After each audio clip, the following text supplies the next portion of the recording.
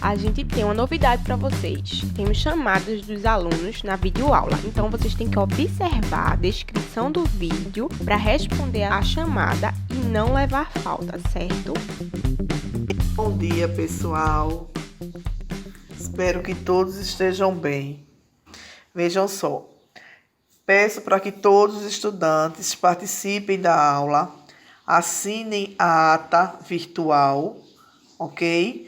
Parabenizo a quem está assíduo nas atividades e peço para o que não estão fazendo, fiquem assíduos, porque é dependendo dessas aulas que a gente vai dar continuidade quando voltarmos à aula presencial. Então, na aula anterior, a gente conheceu um pouco sobre o diagrama de fases. Essa aula de hoje, a gente vai dar continuidade com a revisão e uma lista com 4 exercícios. Então, o que é diagrama de fases? É um gráfico que permite definir em que estado físico uma substância se encontra num dado instante, conhecendo sua temperatura e pressão. Medidas feitas em laboratório são utilizadas para construir o diagrama de fases de uma determinada substância. O diagrama ele é dividido em 3 regiões, que representam o estado sólido, líquido e vapor. Os pontos das linhas que delimitam essas regiões indicam os valores de temperatura e pressão, que a substância pode estar em 2 estados. Um diagrama de fases representa os seguintes elementos. Ela é representada na curva de fusão, que separa as áreas que correspondem aos estados sólido e líquido. A curva de vaporização separa as áreas que correspondem às fases líquida e vapor. A curva de sublimação separa as áreas que correspondem às fases sólida e vapor.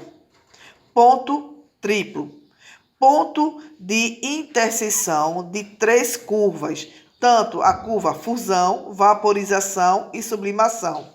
Este ponto indica os valores de temperatura e pressão que a substância pode simultaneamente estar nos 3 estados.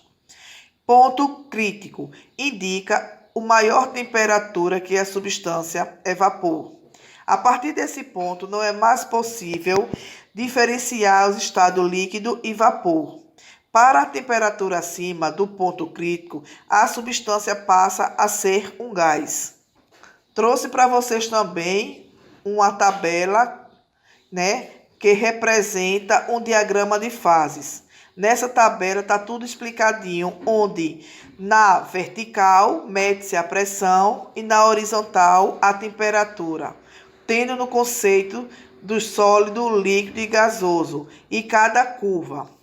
Tanto a curva de fusão, curva de sublimação, vaporização e os principais pontos, que é o ponto triplo e o ponto crítico.